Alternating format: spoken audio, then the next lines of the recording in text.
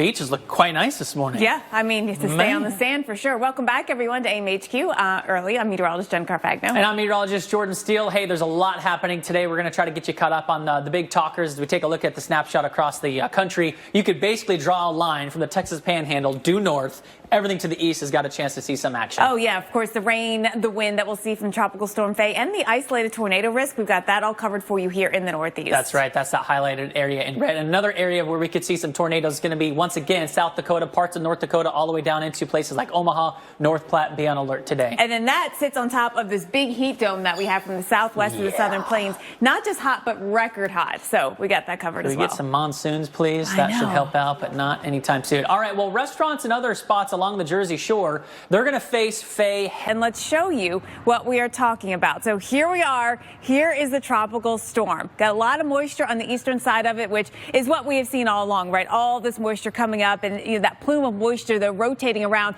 and pointed right at the coast. So we are going to be watching for some impacts, of course, throughout the day with the heavy rainfall, the coastal concerns. And let's talk about the timing of things. I actually want to show you what's happening as we see the Philadelphia area today and the rain move in throughout the day. Everything's just lifting north. It's already a soaker in Atlantic City, as you've seen. We're going to be watching this rain come on up here into Philly. By the time we get into the next, say, 2 hours, it starts to overspread. And then it gets heavier at times as we get into the afternoon. So here's lunchtime and everything coming in from the east today, right? That's that circulation that we're going to see. Philadelphia, 4 o'clock, big downpours throughout the entire metro area. And then by this evening and overnight, it all lifts north. So we get some improvement. All right, so let's look at the timing then farther to the north. We'll get you up into New York City, where we are going to be finding the rain move in a little bit later, but not too much. Right now, it's about 11 o'clock this morning. We get into that lighter rain, the heavier stuff moving in after that. Seeing, and the exact track will matter as to, where we see that quarter of heaviest of rainfall, but the entire area has some chances. So this is one of those, yes, it is going to be a rainy afternoon and evening, then lifting north. As bad as you can sit outside and have them, because we do have a lot of rain in the east to talk about. Steph talked about the Tropical Storm Faye and all of the rain coming up there, but we also have this front that will help break some of the heat, but it's also going to bring thunderstorms. That's going to cause you to run inside as well. Now, the southeast, we see less in terms of shower activity compared to what we've had lately. Good and bad to that, because, yes, you're finally going to get some breaks in those afternoon showers popping every day, but now it gets hotter. So temperatures go up to the 90s, 92 in Atlanta, both on Saturday and Sunday. All right, the west, we have a lot of heat to talk about, record-breaking heat. Phoenix, 117 is the record. We're forecasting very close to that, and that's why the excessive heat warnings are up.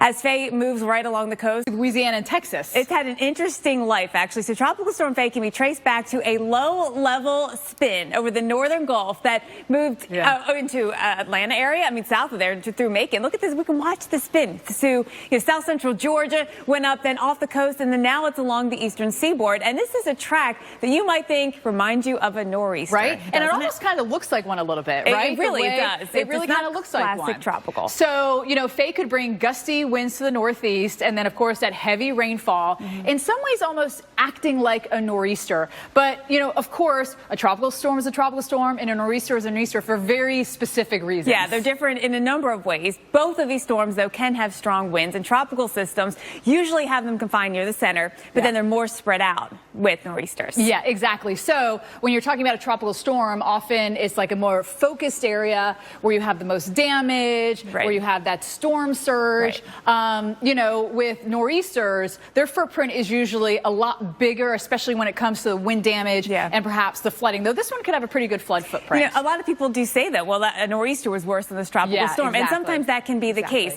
Now, of course, time of the year matters too.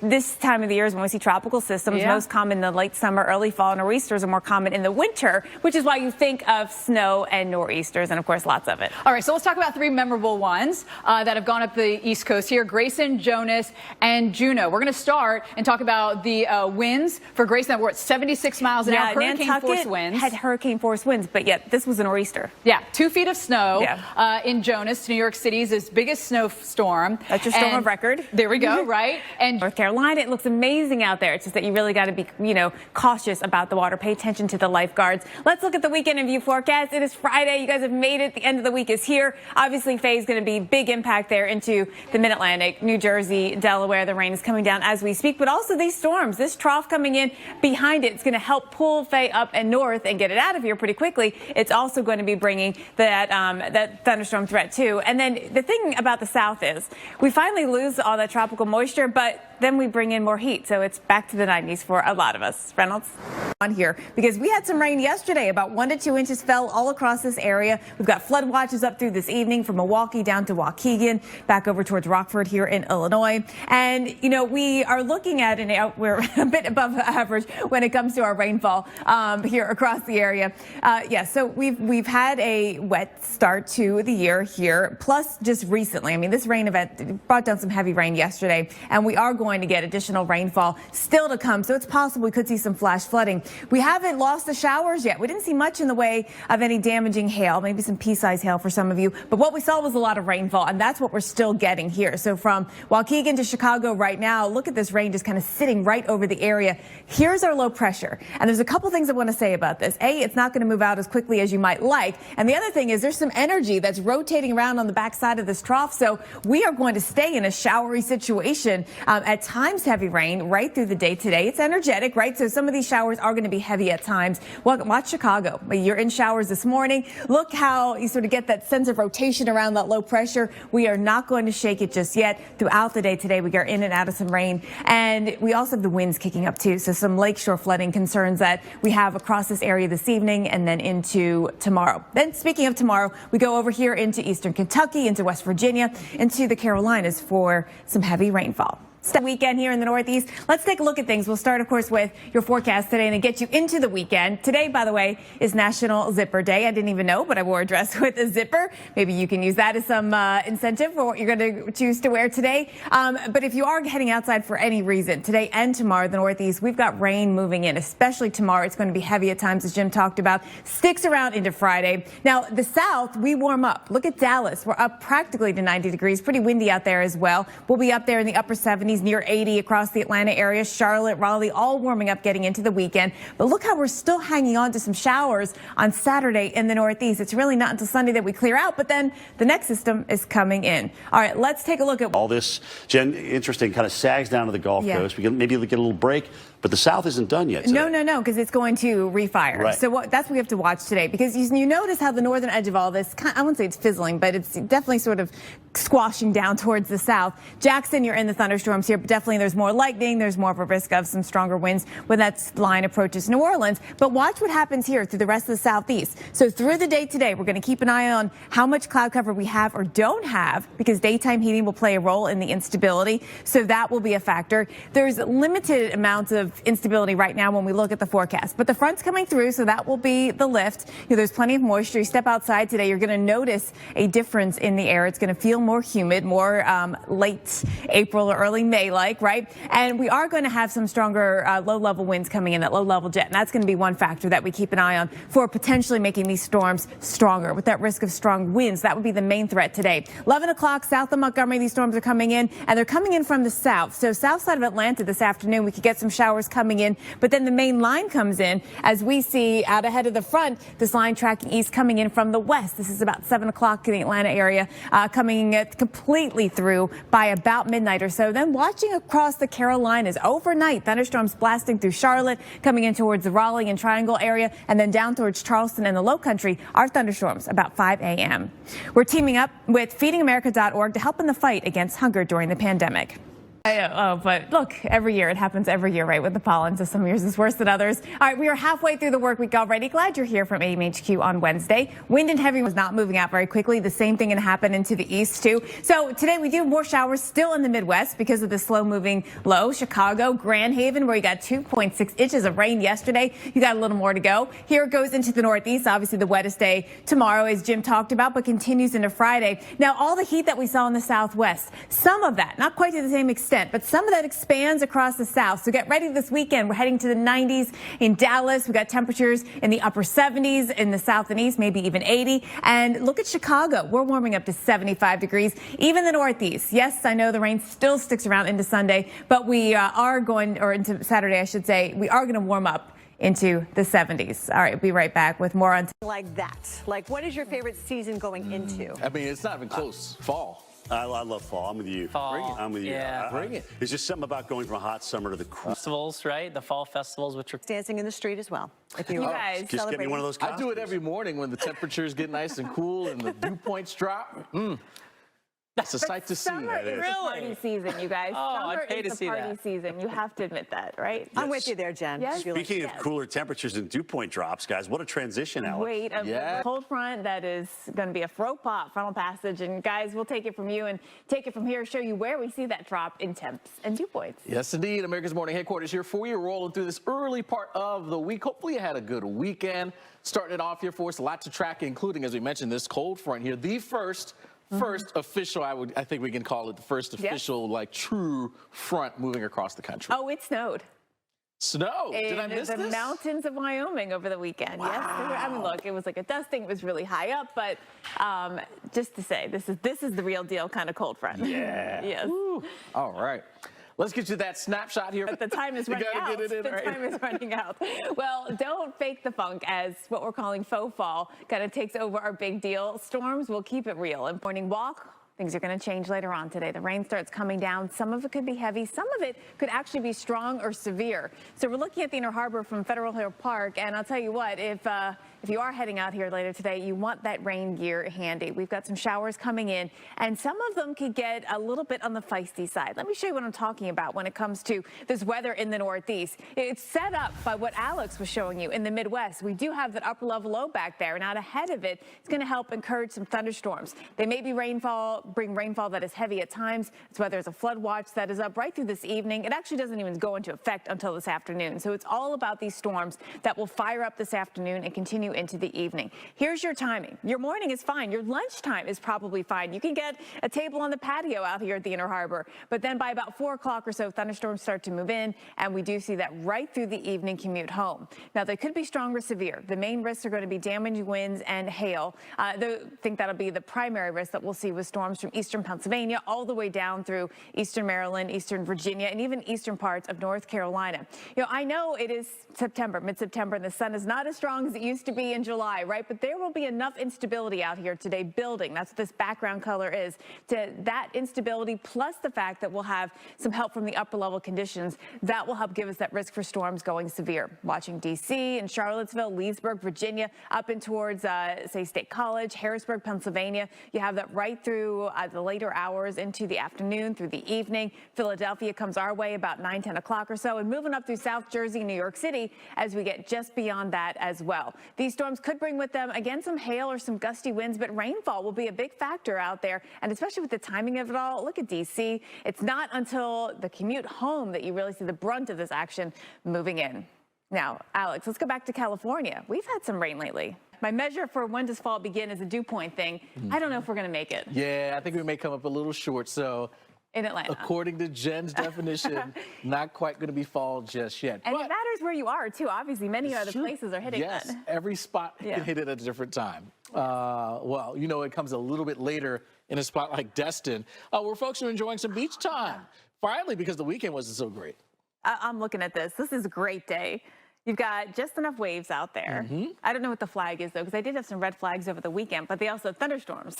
Very true. So no one's getting in the water at that point. So hopefully, if it is a beach time, you're getting out there and enjoying it there in Destin as we work our way through this early week. Well, the signs of the new I have to say, a fun season is fall, no doubt about it. Well, let's get you into the out there. Some events that maybe you may be wanting to get out and enjoy. Your mosquito fire is pumping noxious smoke into the air across Northern California and Western Nevada. Air quality from Sacramento to Reno deemed poor to hazardous. Meteorologist Jordan Stevens shows us how this blaze has chased 11,000 people from their homes. America's Morning Headquarters here as we roll on through this early part of the week here, getting you started here. Hopefully it was a good weekend for you.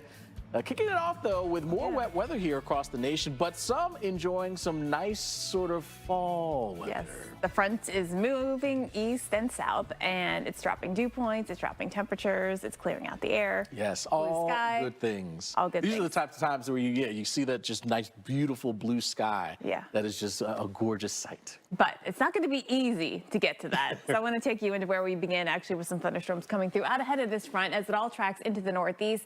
That's going to be a spot spot to watch today for some issues. We've got possible flash flooding, possible thunderstorms that could go severe.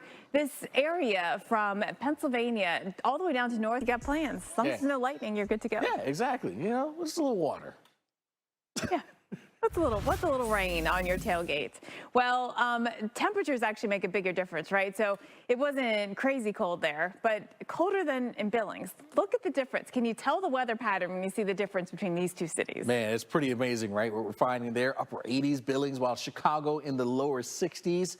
That's where you can thank the upper low that's kind of swirling around here, parts of the Great Lakes, keeping us even cooler in that zone. But overall, we are ushering in a cooler air mass. Yeah, we've got a front dropping dew points. That's going to allow that humidity to kind of get scoured out of the air. It will feel more comfortable out there for most. I mean, hard to say who's going to argue with less humidity, right? Exactly. I mean, unless you're looking at a firefight. I understand that. This is true. But just in terms of a comfort factor. Yes, comfortable indeed. So we're spreading that below average air, not just the upper Midwest, but into parts of the South as well. Places like Nashville, down towards Tupelo, Birmingham, Atlanta, all these areas, which of course just deal with really brutal times during the summer with the heat and humidity.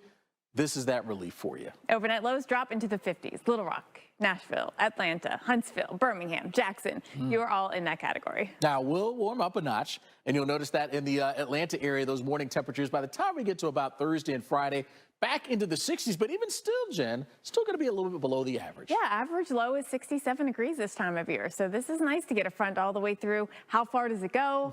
About the panhandle, and that's about it. Yeah, and that's not unusual. You know, the folks in Florida know to get a front to come on through this time of the year, not something that happens very often. We are seeing a pattern change in the west. So after what felt like 2 weeks, which was actually nearly 2 weeks of the heat, Salt Lake City today, last day in the 90s. And then look at us. We're in the 70s for the rest of the week. Yeah, I think that folks will enjoy that much more than those triple-digit record temps they saw for quite some time. Sure. Well, you know, one reason you may be ready to see the temperatures drop, well, they may help you stop sniffling and sneezing. Yeah, that's right. We normally think of winter as cold season, but as meteorologist Mike Bettis explains, fall has a lot of us reaching for the tissues all season long. Fortunately, call for some rain showers and storms coming in for this afternoon. So the earlier, the better. I mean, you don't want to get caught on that bridge because it's so long. It's right. Exactly. You're not getting back quickly, right? 1 point, what'd you say? 1.28, I believe. Yeah. So if you're walking, it's, 15, 20 minutes at least. At least. All right. Well, stats that showed the percentage risk of you getting into an accident at your speed at 20 versus 30, which is still really slow. It goes up dramatically from like 25% risk to 75% risk. I feel like I would cause an accident trying to go 20. For safety, you can do it, Alex. I don't know. I mean, I'm not a fast driver, but I mean, going that slow, I mean, you just feel like turtles are passing you by. I do hear you. Everybody has to be in on it, right? That's the thing. When you have people like riding on the back of your car trying to push you forward. Anyway, the rain might slow you down today, so there's that. Yeah. It should. Yes, that would cause you to slow down even more. All right. Well, let's revisit our question. Temperatures. And if there's one thing that slows down the fall color, it is warm temperatures. So that could push it a little bit. It'll eventually come, right? It does. Always does. Yeah, always does. And I can do without the pumpkin spice. That's running at the bottom of our poll right now. Well, no one's voting I guess for it. The rest of the nation feels the same as well. But people say they like it, but they don't. But push comes to shove, they can't vote for it. Right. When you got that compared with football and nice cooler temperatures, it's not coming to All right, let's continue the out there heading into this weekend. Eventually, you just have to let go. Cue the Frozen song. Let it go. International. We have not done that. Yes. Well, welcome back, everyone. Thanks for choosing America's Morning Headquarters to get you through the mid-morning hours. That's right. The Weather Channel is here for you. Going to work you through the day, talk about some of the rain issues that we do face, along with the cool down that many of us are going to be experiencing as well over the next few days. The cool down, the dew point drop. There's a lot happening. And the west is going to cool down, too, which is huge. We had the heat wave, then we had the rainfall, we had the firefight, which is really ramping up, and we'll show you all of that here. Snapshot time? Yep. Let's do it. How about we head to the Midwest? For a lot of you across the eastern half of the country. Absolutely, no doubt about it. So for those fall lovers, embrace it. Love it.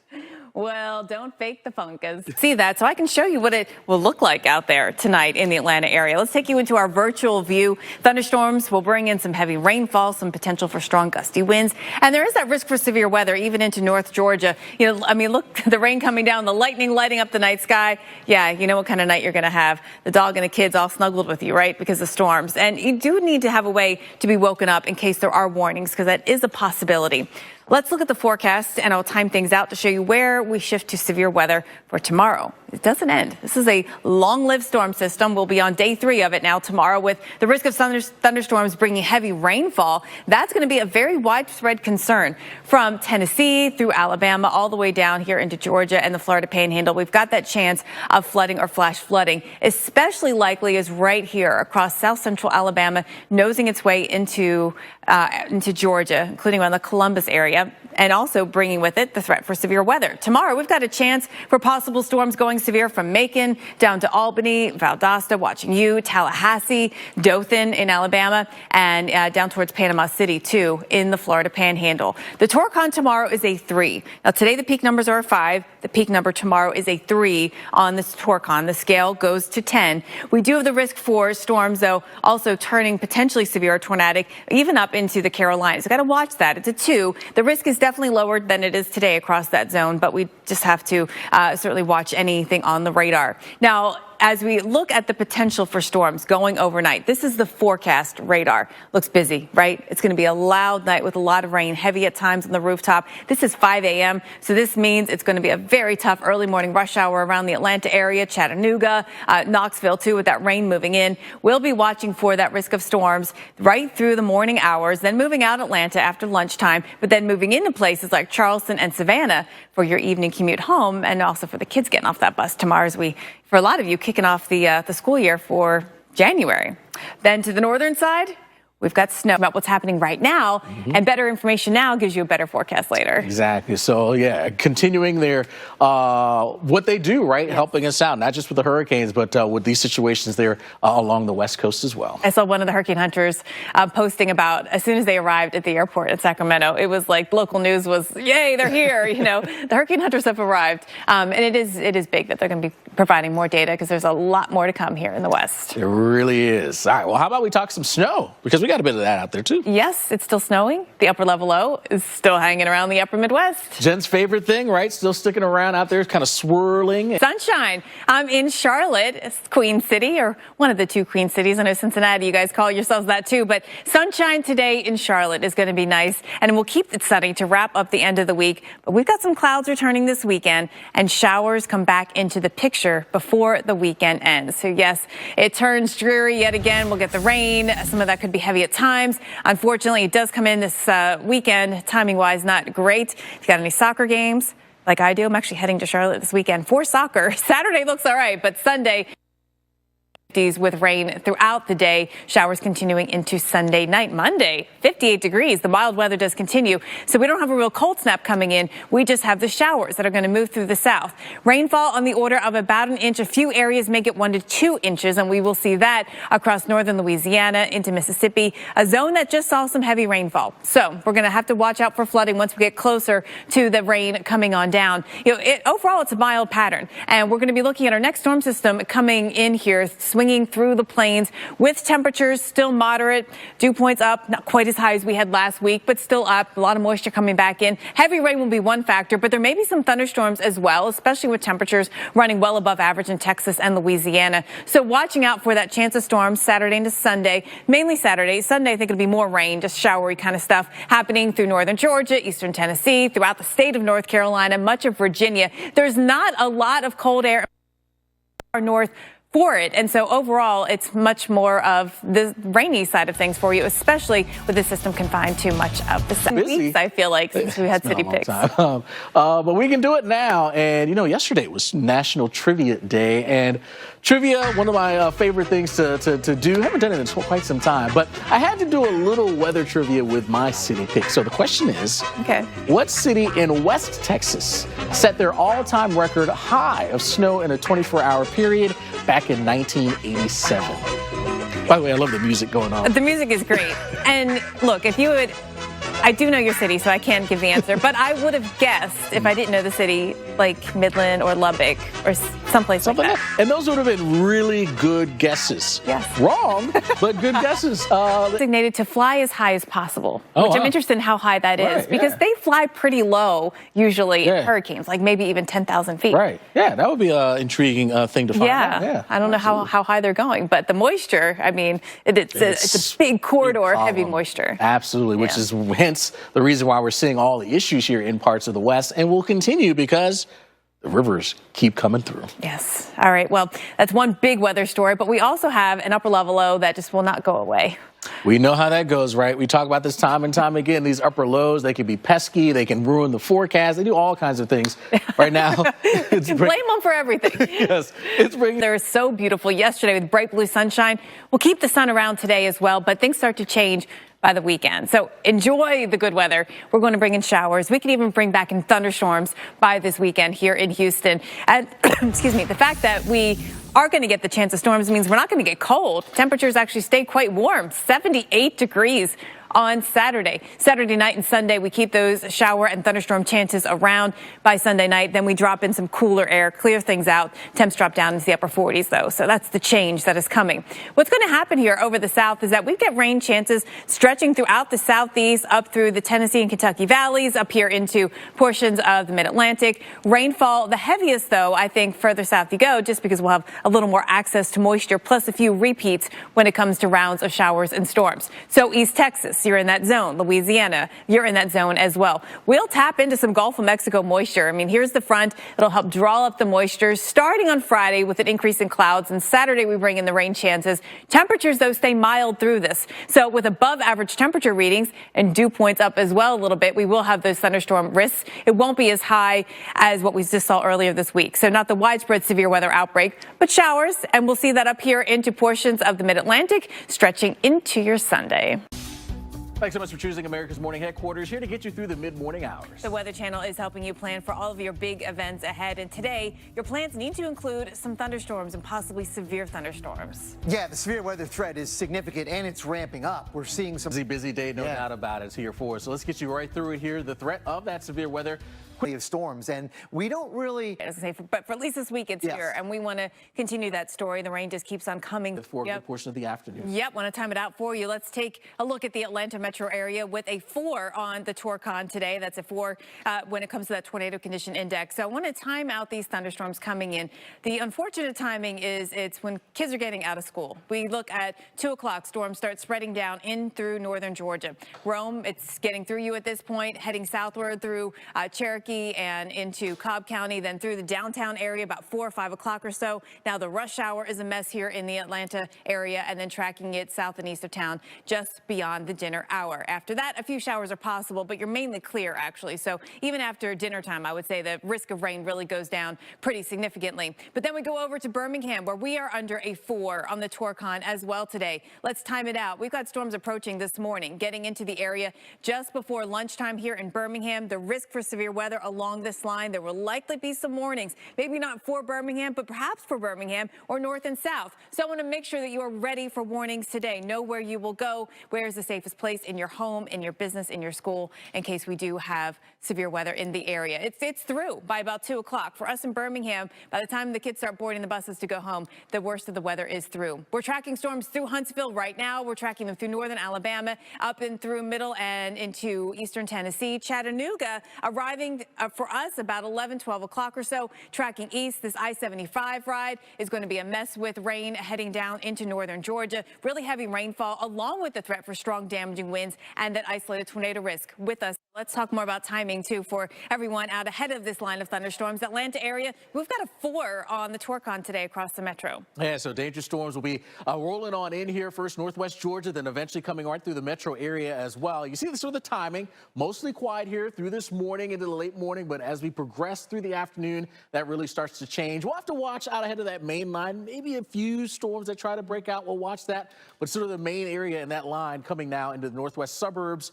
3, 4 o'clock, and then through the heart of the city as we basically rush hour time. So here, kids, you know, when you get off the bus, there'll be parents lined up to pick them up, right? Because we'll have thunderstorms coming on through. The rush hour is going to be a mess. But after the dinner hour, and I guess maybe more about 7 o'clock, then we see everything come through. And while it's possible to get a brief shower, most of the active weather is done, and the severe threat is done at that point. Yeah, absolutely. Now, before those storms hit the Atlanta area, or they're moving their way across Alabama, and so Birmingham, you'll be impacted first. You've got Torcon Valley here also right at that 4 range here for us, and you'll see those thunderstorms again knocking on the door here. This is around 10, 11 o'clock, and then you can see as we move through the afternoon lunch hour, moving through the city and then pushing east. So by the time the kids are getting on the bus to leave school, the storms are through. So you'll have, you know, a much better travel by that point in terms of timing. It's just no one's going out for recess or anything like that today. Your lunch hour, you're probably staying put as well to avoid that weather, so you have a safe place to go. Yeah, we're seeing the storms moving across the northern part of Alabama. They will continue to head east up through Tennessee as well. Chattanooga, you've got some thunderstorms coming in for the lunch hour there. Once that whole sort of main line pushes through again, the general severe threat dies down. Now, there'll be some lingering rains trying to sneak their way on through, but I think the severe risk at that point will be much, much less than what we're seeing this early part of the day. I think maybe some small hail possible with some of these little showers that come on through. But other than that, you know, we'll be watching all of this move through by tonight. Thank you for choosing America's Morning Headquarters to get you through the mid-morning hours. That's right, the Weather Channel. We're here to help you plan out for the big events that are ahead. Of course, flooding again, really at the forefront here in the Northeast, getting swamped and just walloped. And so we can really give perspective into what's yet to come. It is remarkable, like what we've been hearing and what you just saw in that video was how quickly things changed, how hard that rain was coming down and how quickly that flooding overcomes many of us. And the rainfall over the last, 7 days has been remarkable over the Northeast. Yeah, and especially in a specific corridor, right? Yeah. From parts of southern New England into northern New England here, but even down into eastern Pennsylvania. We saw that over the weekend. Parts of Jersey, New York State had roads washed out. Right, and so those areas in yellow, 3 to 5 inches, in orange above that, 5 to 8 inches, in some cases a little bit more than that even, and that's all happened in hilly terrain, which makes it even more complicated and more dangerous in its own right. That's right, no doubt played a big role in what we had to deal with there. Of course, a number of reports. This is the last 48 hours, remember? We were just dealing with this last week. And so it's a combination of having to deal with it time after time, and it just continues to add up. Yeah, so it wasn't just the rain. There was also trees down, the power outages. There was a tornado reporting of 0 in I know, Worcester. you can see that little red dot in Massachusetts. So we really had it all. And interesting when you watch the radar from back over the weekend, how it was just rounds of rain that came in. Yeah, so let's take us back to that radar recap. Beginning, this is really actually on a Saturday morning, but then going on into Saturday night and into Sunday. Look what happened here. Boom. By yesterday, about midday, we saw this swath of rain, and all those little green polygons in there, maybe hard to see, those are the flash flood warnings that were out. There were so many of them. And this rain, you might think, well, it looks like it's kind of moving through pretty quickly, right? But there's the fly in the ointment here that it was raining so hard. They were very efficient rainmakers. So it didn't have to rain that long to give us all those problems. Now, we've got something really interesting coming up at 30 past to talk about how we got to that point in the atmosphere. But we've got to look at what's coming next because there's still more rain in the forecast. There is more rain in the forecast. And this is, again, the recap showing you, boom, all the way through parts of the region. And I have a feeling that we'll see repeated rounds of this going forward. So, it's going to be one of those situations where front after front is coming in and rain will be a part of it. It's like, can we shut it down now? It's like, my goodness, you get 1, you get 2, 3, 4. It just becomes way too overwhelming for us at this point. This pattern has been our story for months. Yes. It's been stuck. No, that's a good point.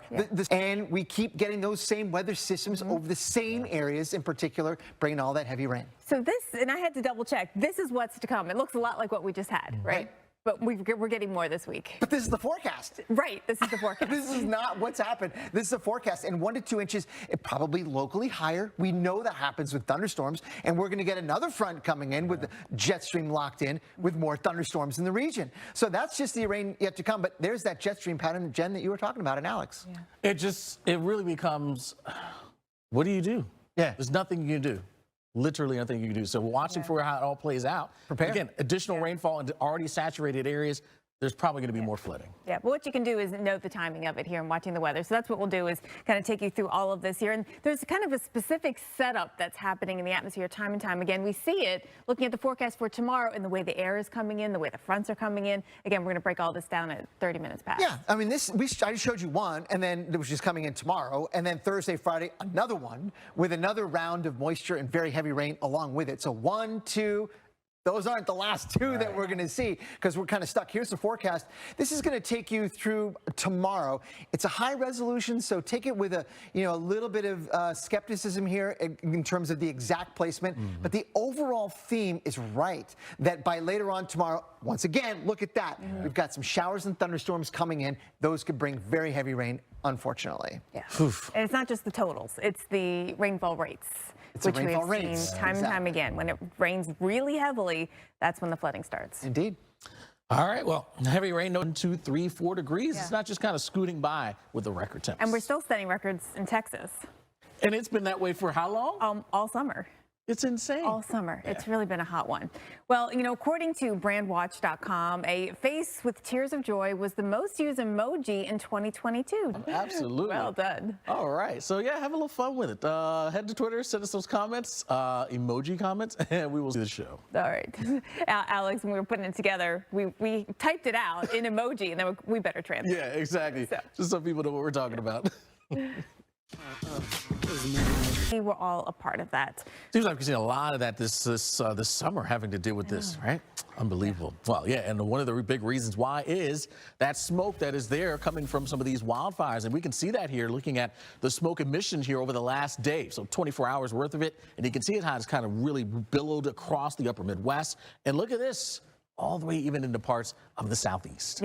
I've been off, and so I have been a little checked out. And so when I saw the sun this morning in Georgia, bright red in a very bad way, it was amazing just how thick that smoke was all the way down here into the south. It really, really was. So watch out here. We do have a number of areas where we do have some air quality alerts that are in place across most of basically the entire state of Iowa, working into Indiana. You got a bit of Michigan in there and several areas into the Northeast as well. Yeah, you can see the smoke on the visible satellite here really infiltrating across parts of the Midwest. Here, it's getting into the south.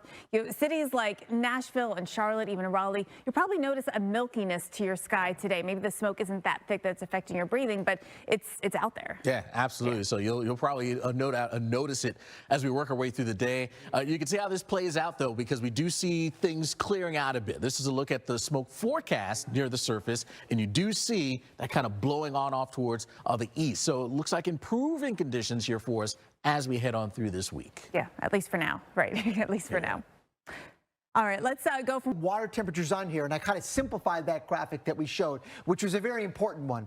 But here, this is the water temperature departures from average. Where it's red and orange, we are running a fever in terms of the ocean temperatures. The air that was coming into the New England area yesterday followed these paths over that very warm water long enough to absorb some of that heat and moisture content. And then when it finally got tangled up in the front over New England, we saw very heavy rain with exceptional rainfall rates. Yeah, this is why these stories matter. If you're up in the mountains in New Hampshire, your air may come from down here. So all of the weather stories are just all so connected. Now, the question is, of course, okay, is the air still coming from here? This is what I want to know if I'm living here, right? This is a great question. And here's like sort of a more sciencey look at it. This is just over the last few hours. You can see that tropical plume that was in place over New England yesterday has been shunted offshore. But that's temporary because that big jet stream, that ain't going to move. It's basically stuck. We're going to see more and more of these plumes, I think, get pushed into the Northeast. Maybe not to the same degree over the next several days. At least 1 to 2 inches and locally higher amounts are coming. Yeah. Not what we want to hear, right? No. More rain coming in. And this is kind of reminiscent of what we've seen all year long, these patterns that are stuck, keeping us dealing with the same situations over and over again. Indeed. This year, I think it's great that he actually ended and realized he needed to get some medical treatment, because heat stroke is the most serious heat-related illness. And when temperatures rise, you need to act quickly to stay safe. Absolutely. Meteorologist Alex Wilson shares what you need to know. Emoji Day, and we want to know, what emoji or emojis would you use to just feel it? Yeah. I can see it there. Yeah. Just steamy too. I mean, just those dew points, like almost boiling. Exactly. Oh man, yeah, those can be tough days, absolutely. But it's that time of the year where we get that happening, right? Where you get the heat and the humidity. You're sweating just profusely, and the skies open up, and you think, oh, relief. Yeah. Brief. Because the sun comes back up. Oh, yeah, it's even worse, actually, when the sun comes back up. The other story out there is the smoke, and there really wasn't a way to find an emoji for that. I'm sure there is, the fire. Al sent us a comment with an emoji. He did it pretty well. Okay, I got to check that out. Yeah. Because this is the scene in Atlanta right now, and that's wildfire smoke from Canada. Yes, made it all the way into parts of the South. Saw it this morning, looked at the outside of this. Take a picture, but I had to be responsible. I was driving, so I didn't take a picture. At a red light, I did sneak a little picture. Alex, I could definitely envision you typing that, exact scenario. Yeah, mine was the, what did I have? I think I had the sun noodle soup for soupy air mass. Hot and soupy. Yeah. I like, I don't mind the heat. But look, I think if I was in Phoenix or Vegas or even the Central Valley in California, it'd be a different story. Yeah, so it's a little extreme. The mid-morning hours. That's right, the Weather Channel. We're here to help you plan out for the big events ahead. And I tell you, on top of our minds, yet again, it's the flooding that we've had to deal with here. That's the forefront there for parts of the Northeast. Just got pummeled by more heavy rain, really filling up some of the streets and neighborhoods. Yeah, it's unbelievable. We've been following flooding for the last week when parts of Vermont were swallowed by rising rivers. And the streams were filling up very quickly, and that was emblematic of what we saw over much of the Northeast over the last few days. Yeah, in multiple different occasions. We saw that in Pennsylvania over the weekend, Saturday into Sunday. Yesterday was up into Rhode Island. Providence had one of their top wettest days, 5th wettest July day on record. And that's gonna cause problems. And that was just one day. I mean, if you go back over the last week, we've seen a lot of rain. This is an estimate from the radars. There is support from the ground truth, the observations. But look, we've had in some of those areas shaded in yellow, 3 to 5 inches of rain, in some cases 5 to 8, and even then some beyond that.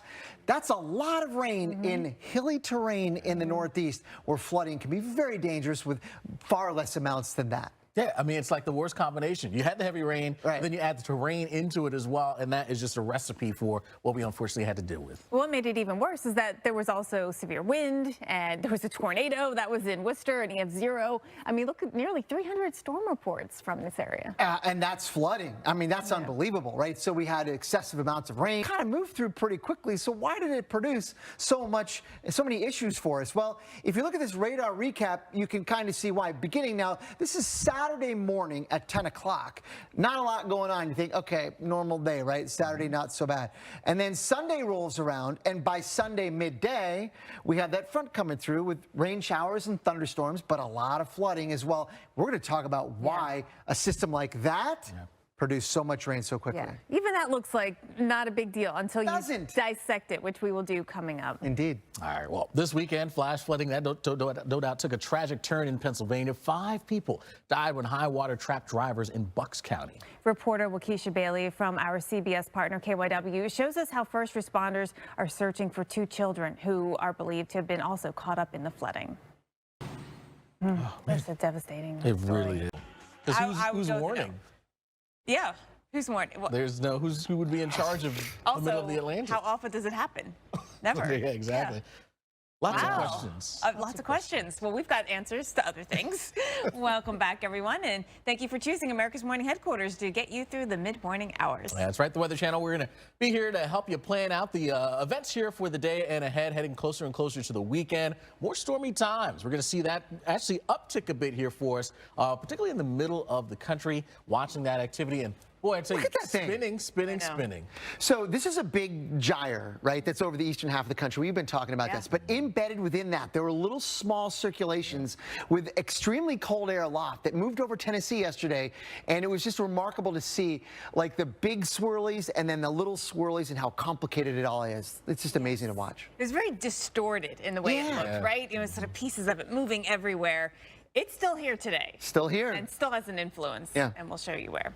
Also, it's still snowing in spots up here, also in the west, and we got to break that down too. How much longer are we in for this? Yes. How much longer? We need a strong wind just to push it on out. Say, get out of here.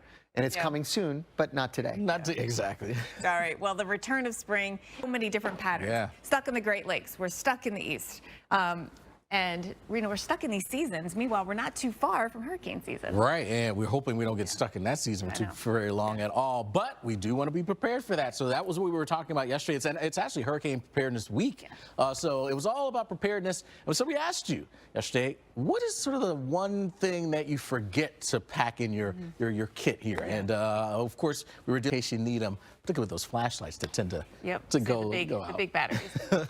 Well, we are moving closer to the heart of spring, and the warmer temperatures are settling in this week. Continuing here into the spring. Also, that combines our superpower question from last week with... Did I miss that? Question. I think you were out when we were talking about Yeah. Ooh, What's super, if you had a weather-related... The tide cycle has a big effect on how we live and play, and it can cause a lot of problems. For the explanation on how they work, meteorologist Mark Elliott looks to outer space. The sea, which is just north of Nashville, one of the many Springfields out there. That has to be one of the most common town names. Anyway, a beautiful day today. We still have another day of the low humidity. It's going to be dry. It's going to be sunny. Temperatures still running a little below average, but that's going to change. I'm going to start to bring some raindrops down here on this pavement by the time we get into the weekend. Terrible timing. This has been such a great week. Every day you look out your window at work and you think, oh, I just want to go outside. I want to work in the garden. I want to take a walk. Well, do it, because you need to take advantage of this weather. Don't let it pass you by. It is going to change, and we get back to humid, warmer, and rainfall. Nice today, 71 degrees there up in Nashville. We're going to watch, though, the pattern change, and thunderstorms make a return. We see that across the southern plains. By the end of the week, we start to see the moisture and the instability come back right here to the lower Mississippi Valley. Eventually, that shifts into the Tennessee Valley, and rain comes back into the picture for several days in a row. We're talking about Friday, Saturday, Sunday, showers, maybe even thunderstorms in the forecast. This is a big deal. It's the weekend. I know a lot of you have plans, so hopefully you can plan accordingly. Tornadoes in not just that part, but many others. Yeah, it's almost like you can pick a temperature. We had so much in the way of severe weather. It was every week in January and February and a lot of March, but then April. Then April changed. Okay, Ollie, you could do this for many other locations in the southeast. That, like, for a month-long scale, you can get a sense of what kind of pattern we were in. Yeah. So we had a general ridge over the east, kept it warm all through January, February, March. But then by the time we got to April, things changed in our jet stream pattern. It did. And look at this plot, the way we saw this information, this relation here of the temperatures in some of those spots and how that correlates to the tornadic activity. Can we use that now to look ahead to what we may be dealing with down the road? Yeah, to some extent we can. Because if you look at the Climate Prediction Center's outlook for the next 6 to 10 days. What kind of storms we could see there, because things start to change at this time of year. So, little tease ahead to what we're doing tomorrow. Yep. All right, so warm temps fueling storms, we don't want them anymore, do we? Our question of the day, though, is a would you rather. We really got to do better in terms of supporting them. So big shout out to all the teachers across the nation. I mean, I think teachers are so much a part of why we're here today, not just because of the education, but because of the support as well. So here is your personal Tulsa forecast. We've got temps today in the 70s. The rain does come back tomorrow, but it looks like storms will stay to the south. Then it heats up for the weekend. Ooh, getting a little sizzly out there with the 93 showing up. Yikes. All right, well, is artists are in this and we'd be festival. like, that's not real. Exactly. And it's all in one day. All those artists on one day. They all play for like 15 minutes? Well, you have to pick. There's several stages, so you're probably going to miss out on someone you really wanted to see. But yeah, exactly. But look at the forecast. This is on Saturday when the festival is taking place. And a beautiful day in Vegas. You know, Vegas can get hot at this time of the year. 74. That's going to be nice. That looks great. It was busy there in Vegas this morning. What time is it? Like 7 a.m.? You don't sleep in Vegas. Yeah. Well, you can find your city of the day. That's the changeable season, spring and fall. But this year, I feel like winter was changeable. Yeah. Was it a winter? I mean, I guess there were some people that definitely got that.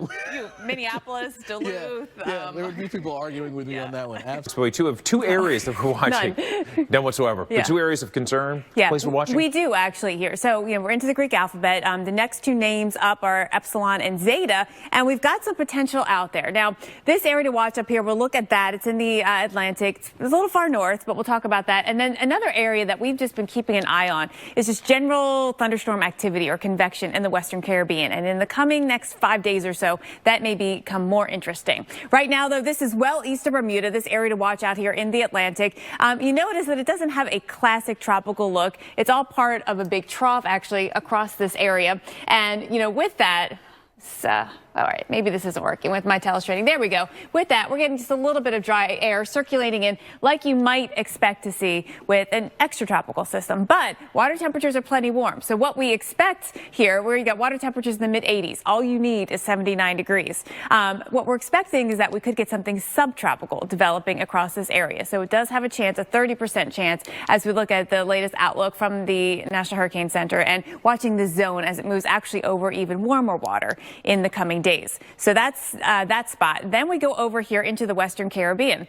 This spot right now, you can see where we're watching. There's not actually a lot of anything happening, but you see what's generally in this area. We've got thunderstorm activity. This is a hotbed for activity this time of year. This is a typical mid to late October area to watch. So you watch the thunderstorms. Do they congeal into something that is organized into a tropical system?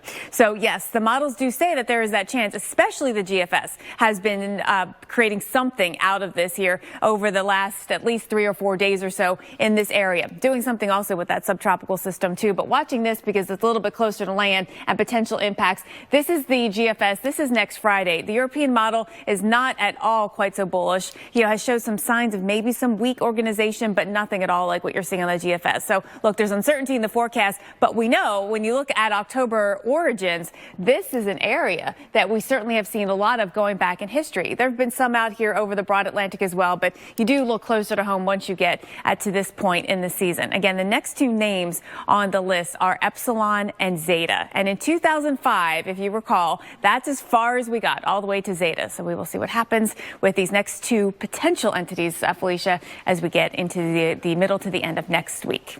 Yeah. You ready for it? We've got a mess of rain, cooler temps, and even snow as we head into the weekend. And yes, you heard that right. Snow. But first, we are following a cold front as it pushes heavy rain into the northeast and parts of the south. Look at this thing here. It's not just the rain it's bringing. Behind the front, a blast of cold air. 20 million people waking up to temperatures below freezing today, and those aren't even the coldest temperatures that we will see over the next 72 hours.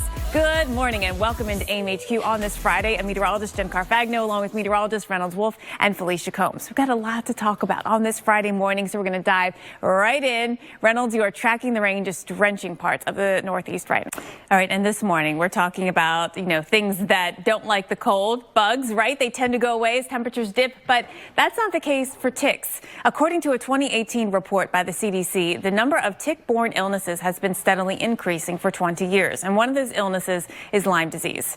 Cases decline in the fall, but since ticks are active even on warm days in the winter, it is a year-round threat. There's a lot to clean up here today, and we'll also talk about, of course, the tornadoes that happened as well. And this rainfall, we saw rainfall on the order of anywhere from 4 to more than 8 inches of rain that went right along its path into the north and east here, and that's something else that, of course, is leading to some cleanup today. We'll have another look at the impacts from this deadly storm just ahead in 2 minutes. But first, the southeast is still getting hit with storms. Steph, we didn't have a clean sweeping front to come in and give us. You're watching AMHQ. Isaias did some damage and flooding after coming ashore in North Carolina on late Monday night. Look at this pier just completely torn apart. The storm surge hit 4.2 feet at the Springfield Pier near Myrtle Beach, and that was high above dry ground. An intense squall roared through Ocean City as Isaias moved up along the coast.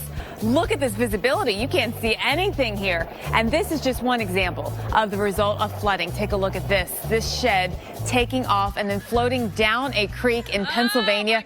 The highest rain total of 8.59 was measured in the state yesterday.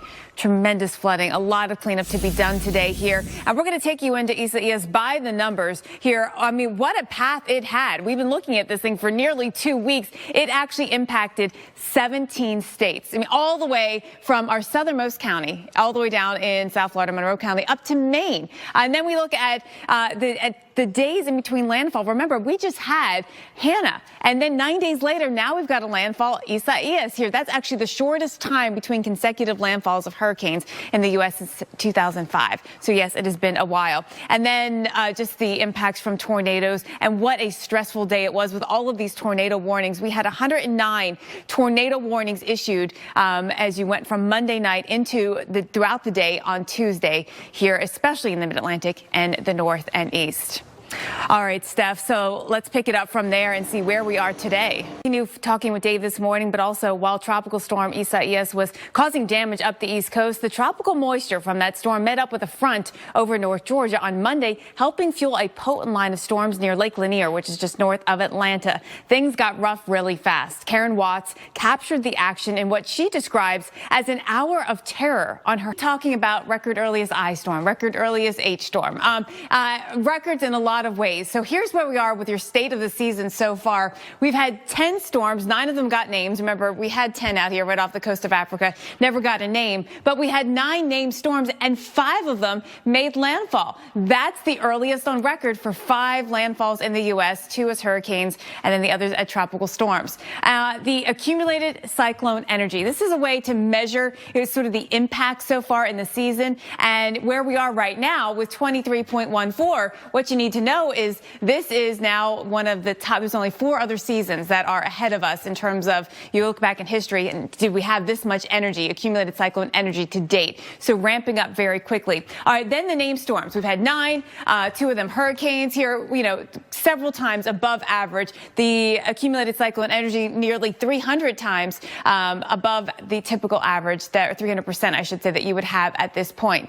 And then look at where we are in the season. It is still early. We still have 89% of the season to go. So we are truly just getting started. When you think about when do you typically see the peak of the hurricane season, it's early September, and we are not even there. And yet conditions certainly are prime for a very busy peak. We've got above average sea surface temperatures running one of our top 1 or 2 or 3 warmest when you look at the stats on this right over the main development region.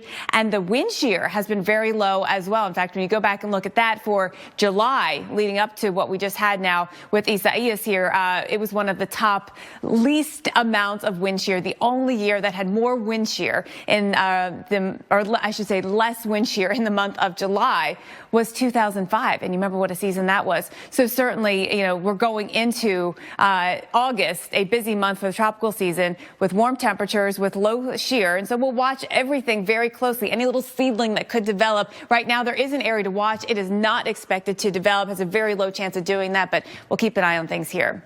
North Carolina, the coast there cleaning up after Isaias made landfall, and Felicia right along the entire eastern seaboard. I mean, look at these scenes. It's a monster storm blasting the I-95 corridor, damaging hurricane force winds, spinning up deadly tornadoes, and dousing cities with flooding downpours. Welcome into AIM HQ. Jen, Steph, and Kelly with you on this Wednesday morning as we follow the cleanup in the wake of the 9th named storm of this still early hurricane season. Some of the numbers coming in, and first of all, we are just glad to say good riddance right to it. The final advisory was written as of 5 o'clock this morning. It is up into Canada, absorbed into a bigger low pressure system, and it is out of here in terms of Isaias. But certainly the damage left behind, significant reports of trees down, power lines down, and power outages. This number down a little bit, but we're still at more than 2 million, almost 3 million people that are customers that are without power. We know that it impacts many, many more people. Very hard hit was parts of the Northeast, including around the tri-state area, where we saw tremendous amounts of trees down, power lines down, and that is because of these winds. Hurricane force winds. Berkeley Township reporting 75 mile per hour. Farmingdale, 78 mile per hour wind gusts there. We saw winds gusting in Atlantic City to 66. And in a lot of cases, it wasn't just a one-time gust. We had hours of winds at tropical storm force or greater, and that really just led to this tremendous amount of damage that you see all across the Mid-Atlantic to the Northeast here. We had reports of trees down and wind damage. 800 over 800 wind gusts and wind damage reports coming in here from the Northeast and the Mid-Atlantic.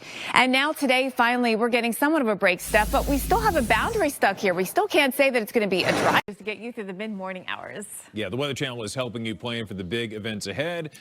Your weather, cats being extracted from cars, you name it, all kinds of stuff. We've got plenty of weather, though, in store for you, including, unfortunately, more severe weather, and those threats are going to last all the way through the weekend. Plus, we've got Passport to the Parks. It continues the trip to the Guadalupe Mountains National Park. It is a sight to behold. It's beautiful.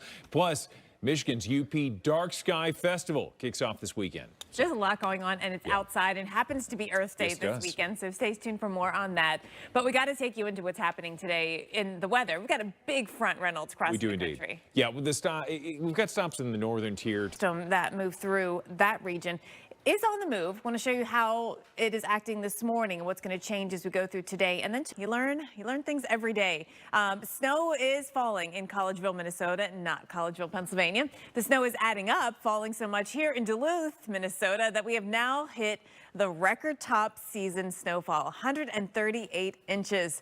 We did it. And now you're like, we did it. We can be done. We're not yet. We have more snow still to come. We've got temperatures at freezing. The wind chill factor is in the 20s. I mean, it's full out winter out here with the snow flying around, and the flakes are still not over yet today, because you can see where we are right here in Duluth. And what's all to come, this big old trough, this big old upper level low, everything's sitting right here over the northern tier. So it's going to keep us snowy throughout the area today. Watching that around Grand Forks and Fargo, where you guys are certainly building with that flood fight going on here. Always worried about the Red River this time of year, in particular this season. We're going to see the snowfall, and as we get into tomorrow morning, we still have another couple of inches to go. It's 1 to 3 in most spots. A few areas may get locally a little bit higher than that, but I mentioned the flood fight. We have gauges that are up at moderate flooding right now, and especially along the Red River. There's other spots out here, though, are at major, and we still anticipate that in the coming weeks we will see more getting up to major. And you look at that all the way down the Mississippi River. Really worried about what's going to happen this year with the spring flooding, considering how much snowpack we have. Record levels, right? This all ties together. The record snow that we have in places like Duluth and across a lot of this area, that magnitude of snowfall, that's all melting and then coming down into our streams and creeks and rivers and leading to a spring. Yeah, I got to ask you a question. I got a positive question. Everyone knows you're a sunshine lover. Everyone knows you love the beaches. So do you have this frustration with the tug of war of seasons? Yes. Okay. Okay. As I know you all do too. Yeah, absolutely. Yeah. But it's eventually, folks, things will slowly but surely begin to even out. So it is kind of the transitional time, so to speak. It does happen. Hey, question of the day. Billions of people around the planet are getting into the out there to celebrate Earth Day, and that happens tomorrow after a day of doing your... I know your answer, Reynolds. What am I into? Fly fishing. Fly fishing, a beautiful exactly. Stream. Yeah, so I kind of become one with nature with that. What about you? I kind of know the answer, but I like hearing it anyway. It's definitely water, being on the water. Okay. And I know you all think it's beach, but it doesn't have to be beach. I really do like any water. I think there's something about it that's... Yeah, it's kind of soothing. Yeah. The sound, even if you don't get into it, the sound yes, is incredible. Yeah. You got to like it. Yeah. Hey, the Gates of Adventure, Jen, they're all... Led to a new round of rain and storms, which could slow down the recovery efforts. That's right. And CBS correspondent Omar Villafranca takes us into the heart of these neighborhoods to show us how they're holding up in the face of what Mother Nature brought. One of several miles we examined, this one being the Euro total rain forecast. You see the time frame from Sunday through Friday, so it's extrapolated quite a bit. Heaviest for at least the Euro shows into the Carolinas, but this one not exactly in agreement. Yeah, GFS shows a little bit more. Both of them show signatures of rain here, which any rain is a problem, but really heavy rain, a bigger one. And we see that from Oklahoma to Kansas to Arkansas. Again, the pattern that we're about to get into, big trough that digs into the middle of the country, that's in progress right now. It sticks around. So now there's a corridor for these fronts to come in, and they keep on coming. Yeah, and we've got that moisture which comes through unabated from the Gulf of Mexico. When you have that interaction, just with daytime heating alone, could give you some stray showers and a chance of pop in the atmosphere. And we certainly see that in Central and South Texas. Jen, you'll remember that early in the year, we had a huge issue in West Texas, especially with lack of rainfall. We're seeing things begin to pick up. Yeah, I hope this is the year that the drought is going to recover across the plains, because it's been a tough couple of seasons out there. Well, at any rate, this is how we're going to kick it off this weekend with rainfall. Showers out there on Sunday returning to West Texas. We see that into Sunday later in the day, back up to Oklahoma, more into South Texas especially. That continues. See how nothing really changes into Monday and Tuesday? Yeah, you know what's staggering? It makes me think about the imagery you showed a short while ago about how intense that dry air was that was coming through parts of Texas, how it just changes so rapidly. We see the transformation. Certainly, that's going to be the case along parts of the I-10, I-20 corridors. Southerly flow is going to keep on going, and this is what could be spilling out into next week. Yeah, you got a trough in place, little pops of energy come through that. You've got an old front in place. It's really a recipe for just repeated rounds of showers and possible thunderstorms even. On Tuesday, we'll see that extending up through the plains. It continues into Wednesday. So not only is it going to be a cool below average temperature kind of week, it's going to be cloudy and rainy too. My gosh, of all the sunshine we had across parts of the deep south the last several days, say goodbye to that. Hope you enjoyed it. You mentioned again the lack of moisture. Here's more of the abundance as we make our way through, and a touch of winter weather in the Rockies. Yeah, and as you mentioned, some of that falling in the areas that need it with the drought. So we've outlined that. So that's a good part of this. There you go. Hey, don't forget our question of disposal. Just get rid of it. You don't want the cold air. And for some of you, I think they want maybe just to last a little bit longer, the cooler air to stick around. Do you think? I know what you think. I know exactly what you think. No, I do think some folks like the cooler air, but like the snow and the flooding and all the mess that goes with it is such a pain. Don't you think, though, snow it depends on where you are. I mean, I lived in Detroit for a while. The snow in Detroit in April is just agonizing, where snow maybe in Steamboat Springs would be something different. I think this year even mountain spots are done with it. I heard a lot of that in Jackson last week. Yeah. You know, to your point, I heard people, I was in Jackson, Wyoming last week, and there are people there that are just done with it. Yeah. They're ready for it to move. Quite a winter out there. It really has been. Well, we've got to switch gears from winter into spring-like weather, which is thunderstorms, because we have some this morning. We've got some in Louisiana. We'll be watching a few more today. Back into Texas. What a night in Houston. It was loud. We had thunderstorms all over the place. You might be a little sleepy today, but you're in a break. So it does happen in that part of the world. And no, I didn't share my drink with her at all. But yeah, it does happen. Interaction between man and beast up in, we're still connected. That's nature connecting in modern ways. Well, in the forecast, no bears per se. No. But no, you'll have some rain coming through early in Asheville, and then it should be a dry but cool weekend. Absolutely. Be ready for it. Was not successful. Lessons learned, and you apply it to success in the future. Absolutely. No question. Hey, we appreciate you joining America's Morning Headquarters to get you through the mid-morning hours. The Weather Channel helping you plan for all of your big events ahead. Plenty of weather in store, including some severe threats through the weekend. We'll talk about that. Also, where Earth Day celebrations may need a rain check tomorrow. And Passport to the Parks continues. Today, a trip to the Guadalupe Mountains National Park. Absolutely. And we've got stops in the northern. Get you to the mid-morning hours. Of course, walk you through this early week, playing out this week, and of course the weekend, which is ahead, which Jen, the Memorial Day holiday weekend. I don't know what happened to this month, this year. We have said that every month this year. I don't know what's going on. Time is moving very fast. You realize this as you get older and older, and they always used to tell us this, right? You get older, the time just gets. Yeah, it moves faster. That's exactly what's happening. Cantori's like, he was standing over by the camera. He's like, yeah, you guys are right. Did you see this? This is a giant swirl of smoke and clouds. Which is wild, and, right? Just come diving down out of Canada. We've been watching again all of the issues with the wildfires still continuing in there, and you can see that swirl mixed in with all the smoke diving on in. And of course, this has led to some problems here. This is not fun and games, right? I mean, a lot of air quality issues. Air quality issues with some tough breathing in Montana. We're still watching the Dakotas, but you can see the smoke in the sky all the way to the northeast, including Pennsylvania, all the way to the south, including Tennessee and Texas. We're gonna talk about how it's impacting us coming up. And how about a swirl of a different kind, making some waves in the tropics? Yes, hurricane season, at least the Atlantic hurricane season, more than a week away. But we do have an area to watch. Right now, though, 10% chance of developing. So the chances are slim, but you got to watch these things. I know it's early, but if you're not early, you're late kind of deal with the tropics, I feel like, because it's always early these days. Now, we'll get to that. We also want to dive into swimming, actually, some waves of a different kind out here. We're going to talk about the adult swim. How many of you know how to swim or not? We're going to give you some safety tips coming up this morning. It's all about being safe in that water, right? Well, Mother Nature is tossing your early week plan that we are watching right now, and is typical for this time of the year, a little closer to home. But when they form closer to home, they more often have a better chance of impacting us. This is closer true. to home. That's why we keep a close watch on it. You know, we are a week away from Memorial Day, and some folks can't wait to jump in. Officially learned how to swim. Can you swim? Yes. Yeah. I can manage. But if you said, let's have a race out there, it's probably not going to happen. Yeah. Well, I honestly, I think it's a life-saving skill. It is. It's one of those things where I'm like, how did I never learn? Yeah. I need to do it. Yeah. Is it too late? No, no, and you'll learn on the show today that it's definitely not too late.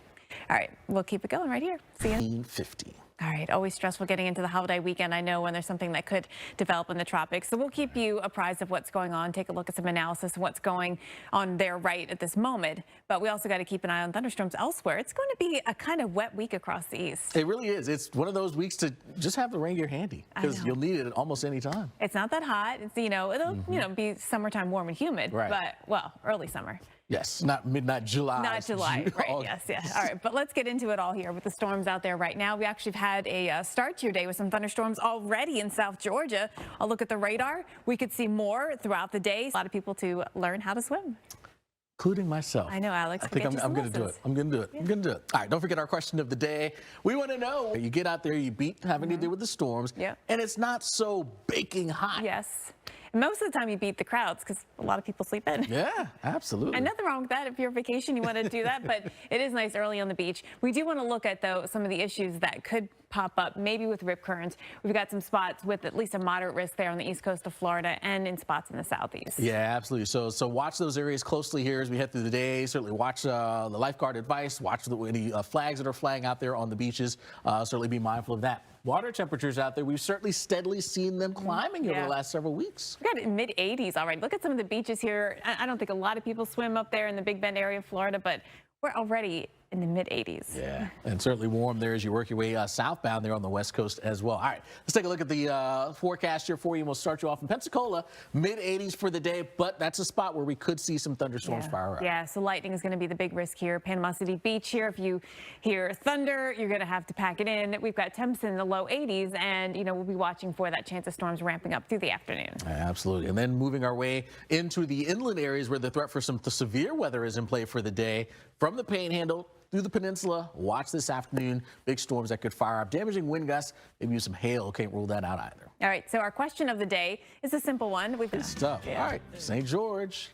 Yeah, put it on the list. Put it on the list. Not too many people, though. We want to keep it nice and quiet. Well, you're not helping that with doing this.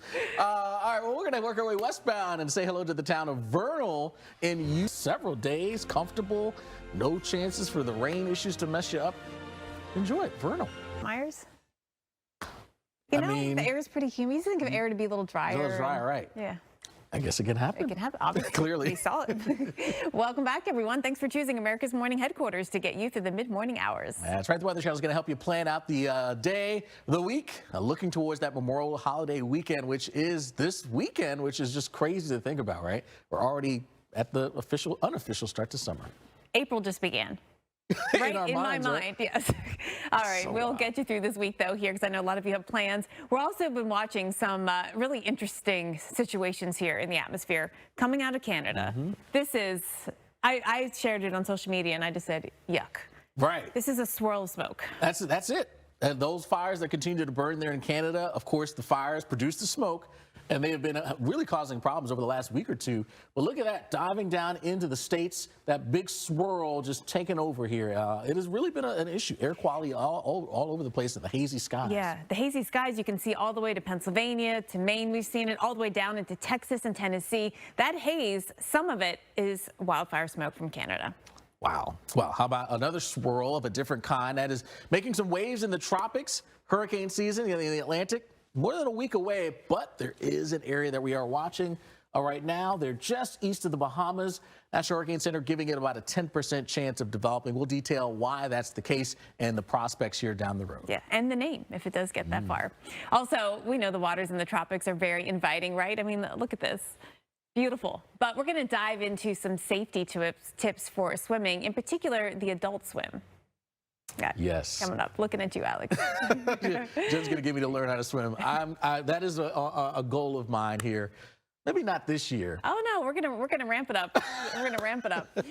Stay tuned for that, and then a chance of storms. So here's the thing: we actually could use the rain. We're running below average here, close to 5 inches actually in Des Moines, Iowa. The chance for rain and storms comes in Saturday and Saturday night. But the problem is they could be strong storms. They could be severe. You see that in the forecast, and so that's going to be the biggest risk out here. Is that we'll get the needed rainfall. They could bring some strong winds, some hail, maybe an isolated tornado as well. The area to watch tomorrow includes parts of Minnesota, down through much of Iowa, into Missouri. And yes, from Iowa up into Minnesota, we're running below average when it comes to rainfall. There's some spots in northern Missouri, too, that are pretty far below average for rain. But all the threats come with it, not just the rain. We're going to be looking for the hail and maybe the large hail, 2-inch in size or greater. That's a risk area for you. Parts of the I-35 corridor on Saturday. And this includes throughout the day. This is not just a late afternoon thing here. We will see storms possible into even earlier than that. Now, a 3 on the Torcon in this zone. Again, I-35 and parts of I-80 are on this. If you're traveling, make sure you know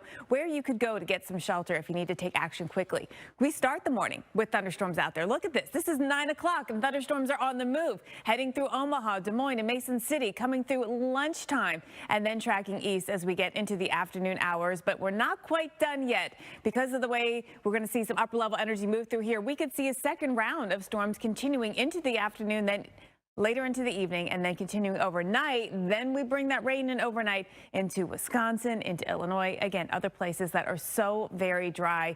We are really looking forward to some rainfall. I know that, but we are certainly concerned about the severe that could come with it. And that threat continues to track east as we get to Sunday. A large zone back down here from, I would say Cincinnati down through Jonesboro, Arkansas.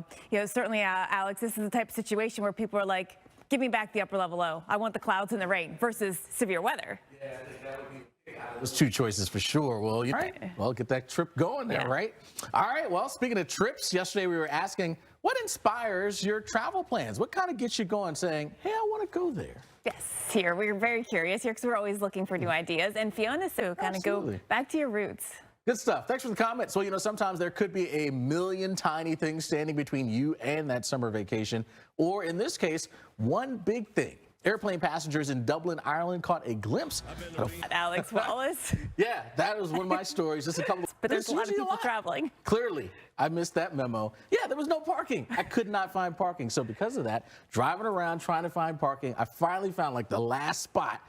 We missed our flight. But then you missed the next flight. Yeah, because we were once we finally parked, getting to the bag. Oh my gosh. Yeah, it was bad. It was and you really were bad. There early, 2.5 hours plenty early. Of time, I thought. Yeah. I'm getting to the airport 8 hours in advance. Oh now. my goodness. Yeah. You probably could drive. Well, I guess in that case you would have had to take a boat. Right. We rely on so many people who have to do their jobs in the scorching heat. And this week, we've been asking you to tell us, who are your heroes of the heat? Well, Lee shouts out his fellow umpires on you. Yeah, big shout out to the umpires, the refs, you name it, who are out there in the elements.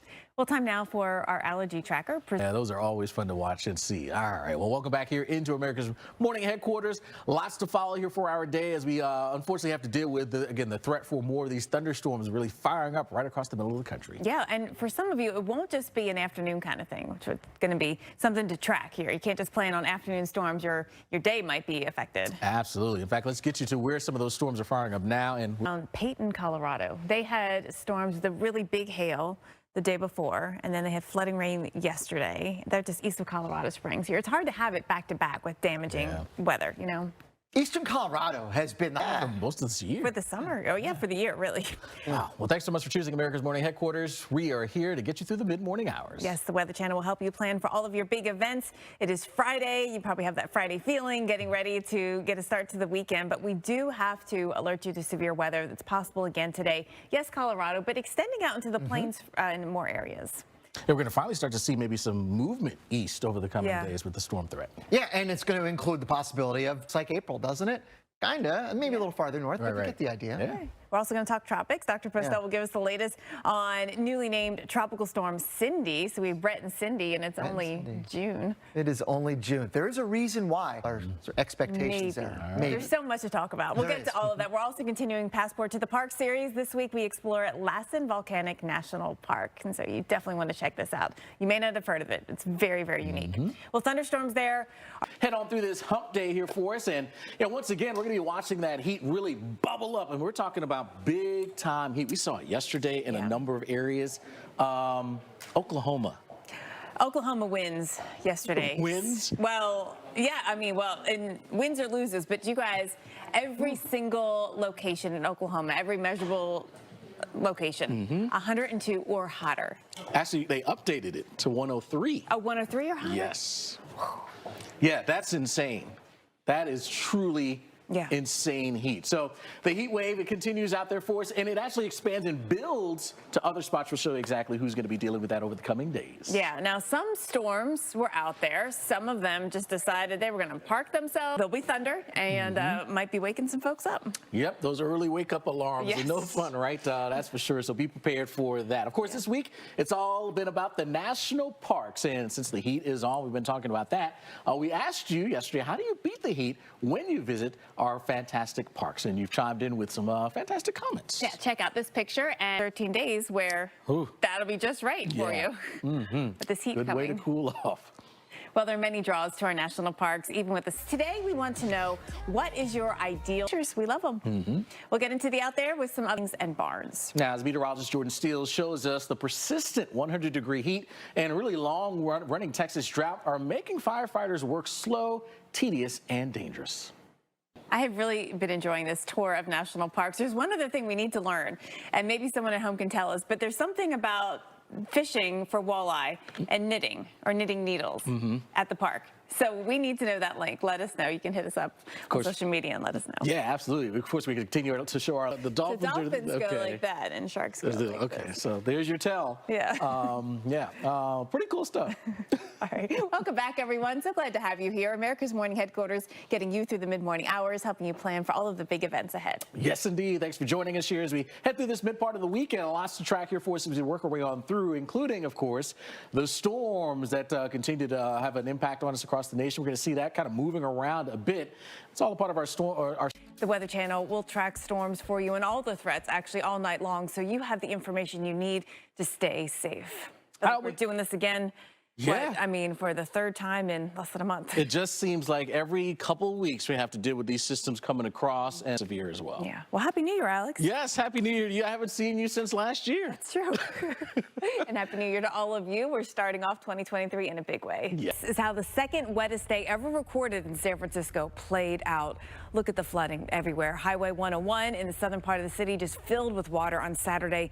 The city by the bay has finished their 2022. They bid farewell with 5.46 inches of rain.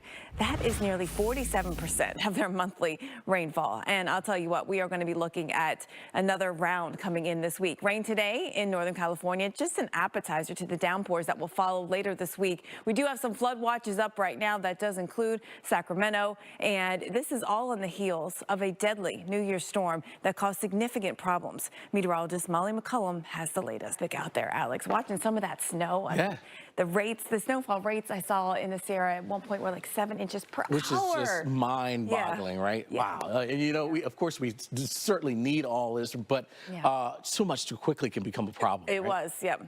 Well, 2023, getting off the show. I'm sure no one expected everything. And that's pretty much what we're going to see this week. Yeah, it's pretty wild. It'd be, you know, one thing we can kind of be ready for that, but it's like, across name the it, board. we got it. Even fog. Right.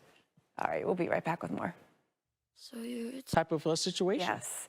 Now, that said, thunderstorms are in the forecast. We do get storms in January, and when we do, this is the area to watch, which happens to line up with pretty much what we're looking at. Yeah, exactly. If you're going to get it, it's going to be in this zone. And unfortunately, that's what we're tracking here for this early part of 2023. Damaging winds, tornadoes are risk, even some hailstones and heavy downpours all in store here for us as we head on through the next couple of days. And there will be a snowy and icy side to the north of all of this. We'll get to that. But Alex, we should start with this. This is sort of, you know, first and foremost what we're watching for today. Yeah, this is what we really have to be prepared for, watching the weather situation over the next few days. Let's tap. So I want to show you where we're going to have some of the biggest problems from Winter Storm Hudson. We have snow, we have ice, we have wind. So we really have a lot of issues to deal with here. Now, the ice storm warning, that's in pink, that's standing out. This is where we could have significant ice accretion, and not just on roadways, which would be a travel problem, but also on power lines, on trees, which could take down power lines. We also have the winter storm warning surrounding that, with snow already starting to come down, and that will be expanding as we get through the next 2 days, spreading up through the Midwest. Now, North Platte, we've got snow. Rapid City, we've got snow. This is all with the moisture out ahead ahead of our system right now. The system itself, you can see the spin back here. This is the upper level low. This is going to make a trek right here across the north central plains and into the upper Midwest. But when that happens, we're going to be watching all of this moisture coming in and overrunning the cold air that we have at the surface. And so that's what's going to give us that ice threat, that overrunning situation. We'll see that right in here across portions of Nebraska, then into Iowa over the next 12 to 24 hours. It really gets started through the afternoon hours today and continues into the overnight. This is 6 o'clock, and this pink area, the freezing rain, we're likely to see roads getting icy very quickly, watching across northern Iowa, like Mason City. We got to look into Minnesota as well. And this line, this rain, snow, ice line that we're going to see, we have to watch, where exactly does that set up? There's always uncertainty with this kind of forecast here. It becomes a nowcast, so you have to pay attention to the weather. But then as we watch the whole upper level low move into this area, it gets stuck. And so we end up with snow showers sticking around here all the way into Wednesday and maybe even Thursday. Our way with the winter threats, first and foremost, we've got snow spreading today across Nebraska, South Dakota. It's going to get into Minnesota and Iowa. So we want to take you into more details on this forecast for Winter Storm Hudson. We've got anywhere from a foot to a foot and a half of snow in the bright purple. The pink is 18 to 24 inches. So we're talking nearly 2 feet of snow there. There'll be some spotty areas of that. Things will be underway throughout the day today. So you got to keep in mind some safety tips. We'll talk about shoveling. The danger is that shoveling increases blood pressure and your heart rate, and you do need to take a lot of caution. Now, the kind of snow we're thinking out here is not going to be the really wet, heavy snow, but even so, it's going to add up. So it's going to have a lot of weight to it. The danger is that the cold constricts the blood vessels and decreases oxygen to the heart. So it's not just about the weight of the snow. The cold air plays a role as well. So while you're shoveling snow, some tips: use a small shovel, start slow, take lots of breaks, and drink plenty of water. Believe it or not, you can get dehydrated out here, even though you think it's not, like it is in the summertime, but the cold air is very dry, and that can actually help you get dehydrated quickly.